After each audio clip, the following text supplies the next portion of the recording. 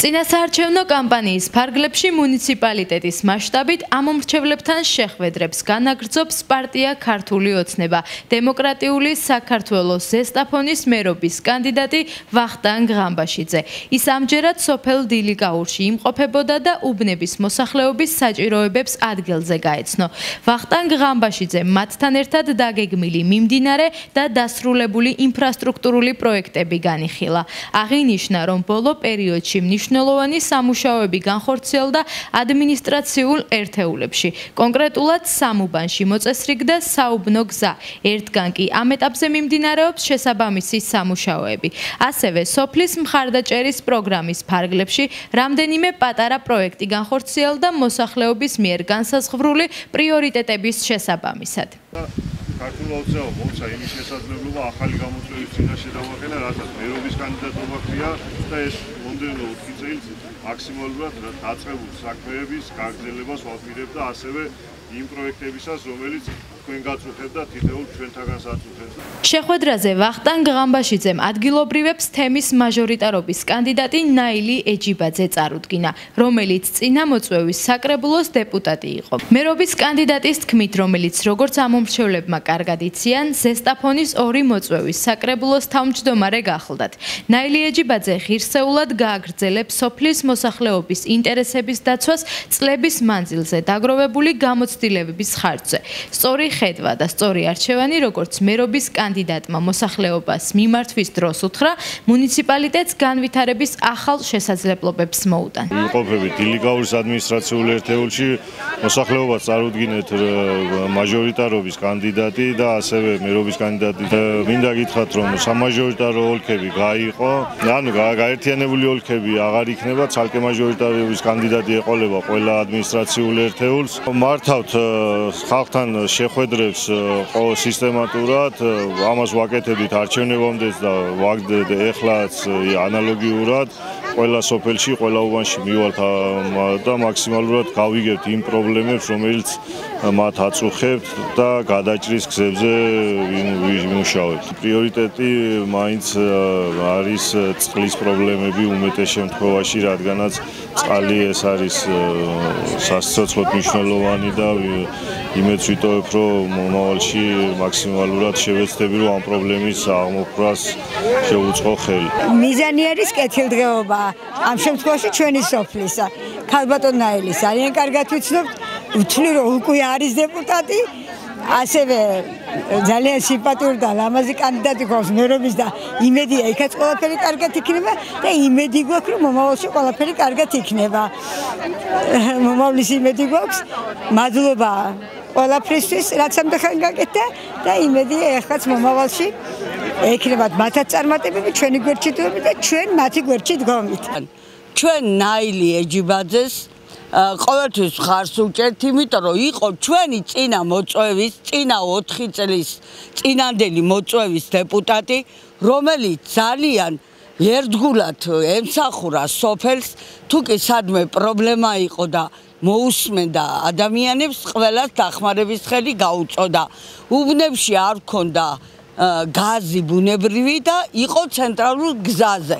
ქალბატონმა ნაილი დაგვპირდა, რომ აუცილებლად შემოიყვანდა უბნებში გაზ და ნაილის დაპირების სამრე პირველივე წელს, დეპუტატობის პირველსავე წელს შემოგვიყვანა ბუნებრივი გაზი. ბატონი ვახტანგ ღამბაშიძე რაც გვესაუბრა, რაც მიიტანა გულთან ნამდვილად ასე ჩანდა და ჩაინიშნა და ყველაფერს გავაკეთებო, ყველას ისეთი პასუხი გაგვთ, ახლა წყალი არ არის და არ არის, მაგრამ ვეცდებით ყველანაირად ხან ცისტერნით მოგაწოდებთო, თუ სადმე არის წყაროები ისეთი, რომ შეიძლება აღდგენაო, ამასაც დავგვპირდა დაგეხმარებითო და სხვა ახლა დანარჩენი ჩვენზეა დამოკიდებული.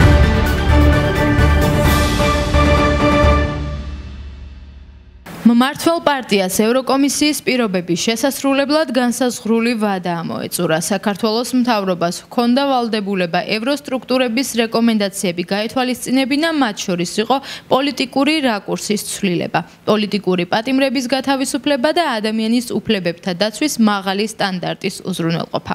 ბადის გასვლის მიუხედავად კვლავ უცნობია, რა ნაბიჯებს გადადგამს ხელისუფლება და როგორ უპასუხებს ევროკომისიის მხრიდან წამოსულ მოთხოვნებს. ქართული მხარის პოზიციას ნაწილობრივ ასახავს საქართველოს პრეზიდენტის მიხეილ ყაველაშვილის ღია წერილი, რომელიც მან ამერიკის შეერთებული შტატების პრეზიდენტს დონალდ ტრამპს გაუგზავნა, სადაც პრეზიდენტი საქართველოს მხრიდან მეგობრობისა და სტრატეგიული პარტნიორობის მნიშვნელობაზე აკეთებს აქცენტს და საერთაშორისო მხარდაჭერის აუცილებლობაზე საუბრობს. შეერთებული შტატების პრეზიდენტს მის აღმატებულება ბატონ დონალდ ტრამპს პირველ რიგში მსურს კიდევ ერთხელ დაგიდასტუროთ ჩემი ღრმა პატივისცემა თქვენდამი როგორც ამერიკელი ხალხის მიერ არჩეული ლიდერისადმი. კიდევ ერთხელ გამოვთქვამ იმედს, რომ თქვენი პრეზიდენტობა გააძლიერებს ამერიკის შეერთებულ შტატებს და მოუტანს მეტ კეთილდღეობას ამერიკელ ხალხს, აგრეთვე მეტ მშვიდობას, სიმშვიდეს და კეთილდღეობას სრულად მსოფლიოს. როგორც საქართველოს მთავრობის ლიდერებმა არაერთხელ საჯაროდ განაცხადეს, ამერიკის შეერთებულ შტატებთან ურთიერთობების გადატვირთვა და ორ ქვეყანას შორის სტრატეგიული პარტნიორობის სუფთა ფურცლიდან განახლება საქართველოს საგარეო პოლიტიკის ერთ-ერთი უმთავრესი პრიორიტეტია.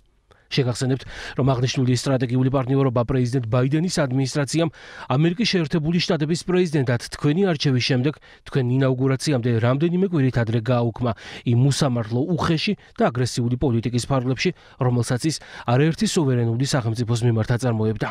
ამ ფონზე კიდევ ერთხელ სინანულით უნდა აღინიშნოს, რომ საქართველოს მიმართ თქვენი ადმინისტრაცია არ გამოხატავს სათანადო ყურადღებას, რაც მთავრობებს შორის სრული ღირებულებითი თანხმედრის ფონზე ქართული საზოგადოების გაკვირვებას იწვევს. საკითხებზე, რომელზეც დღეს თქვენი ადმინისტრაცია ამახვილებს ყურადღებას, წლებით ადრე საუბრობდა საქართველოს მმართველი გუნდი. თუმცა, იდენტური მსოფლმხედველობის მიუხედავად, რამდენად გასაკვირიც არ უნდა იყოს საქართველოს მიმართ, სამწუხაროდ თქვენი ადმინისტრაციის ნაცვლად კვლავაც აქტიურობს Deep State, რომელიც USAID-ის, NED-ის და სხვა მსგავსი ორგანიზაციების ხაზით დამკვიდრებული ტრადიციული უხეში მეთოდების გამოყენებით საქართველოში კვლავაც დესტაბილიზაციის შემოტანას და მშვიდობის დარღვევას ცდილობს. საბედნიეროდ, Deep State-ის წინააღმდეგ ბრძოლაში ქართველი ხალხი ერთიანია როგორც არასდროს, რაც ჩვენმა თანამოქალაქეებმა გასული 4 წლის განმავლობაში არაერთხელ დაამტკიცეს. Deep State-ის მიერ საქართველოში ორგანიზებული რევოლუციის 4 მცდელობა, პირველ რიგში სწორედ ქართული ხალხის სიბრძნის, გამოცდილებისა და პრინციპულობის წყალობით აღიკვეთა. აღსანიშნავია, რომ პრეზიდენტობის რამდენიმე თვის მანძილზე თქვენ მჭიდრო ურთიერთობები დაამყარეთ საქართველოს უკლებლივ ყველა მეზობელ ქვეყანასთან. წარმატებით შეუწყეთ ხელი სამშვიდობო შეთანხმების გაფორმებას აზერბაიჯანსა და სომხეთს შორის. აქტიურად თანამშრომლობთ თურქეთის ხელისუფლებასთან. აღადგინეთ პარტნიორობა ვლადიმერ პუტინთანაც კი. თუმცა, ამ ფონზე თქვენი ადმინისტრაცია არაფერს ამბობს საქართველოს შესახებ, რაც როგორც უკვე აღნიშნე, ქართული საზოგადოების გაკვირვებას იწვევს. ამბობენ, რომ გასული რამდენიმე თვის მანძილზე თქვენ შეცვალეთ ნახევარი მსოფლიო, თუმცა ბუნებრივია მოვლენებს ყველა თავისი გადმოსახედიდან უყურებს და იმის გათვალისწინებით, რომ ჩვენი ქვეყნის მიმართ თქვენი ადმინისტრაცია ლოგიკურ ყურადღებას არ იჩენს, ქართულ ხალხში თქვენი პასიურობა აჩენს ეჭვს და კითხვებს იმასთან დაკავშირებით, თუ რამდენად თავისუფალი და გულწრფელია თქვენი ადმინისტრაციის ქმედებები რეგიონში მშვიდობის გამტკიცების თვალსაზრისით. ქართული საზოგადოება შეშფოთებულია ომსა და არეულობაზე ორიენტირებული Deep State-ის დომინირებით საქართველოში, რასაც თქვენი ადმინისტრაცია სამწუხაროდ პასიურად აკვირდება. ვიდოვებ იმედს, რომ საქართველოს მიმართ თქვენი ადმინისტრაციის დამოკიდებულება შეიცვლება. მნიშვნელოვანია ქართული ხალხის აღქმაში ამერიკის შეერთებული შტატები არა Deep State-თან, არამედ ამერიკის ძლიერ პრეზიდენტთან, არა მშვიდობის დარღვევისა და დესტაბილიზაციის გამუდმებულ მცდელობასთან, არამედ მშვიდობასთან და სტაბილურობასთან, არა გენდერულ და LGBT პროპაგანდასთან, არამედ ტრადიციული ღირებულებების პატივისცემასთან ასოცირდებოდეს. პირადად მე, როგორც საქართველოს პრეზიდენტი მზად ვარ მაქსიმალურად შევუწყო ხელი საქართველოს მთავრობის გაცხადებული მიზნის რეალიზებას.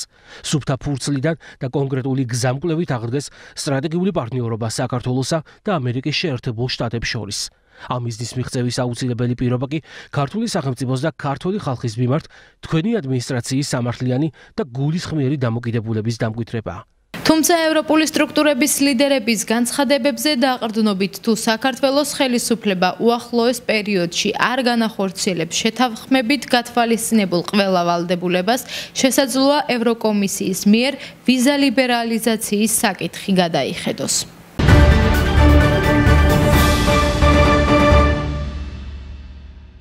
აღმოსავლეთ ავღანეთში მომხდარი მიწისძვრის შედეგად დაახლოებით 622 ადამიანი დაიღუპა და 1500-ზე მეტი დაშავდა. ინფორმაციას Reuters-ის ადგილობრივ ხელისუფლებაზე დაყრდნობით ავრცელებს. მათივე ინფორმაციით სამაშველო ოპერაციები გრძელდება. ჩართულია ვერტმფრენებიც, რომლებსაც დაშავებულები საავადმყოფოებში გადაჰყავთ. საერთაშორისო მედიის ცნობით, მაშველები ჯერ კიდევ ვერ ახერხებენ ზოგიერთ შორეულ დასახლებამდე მიღწევას.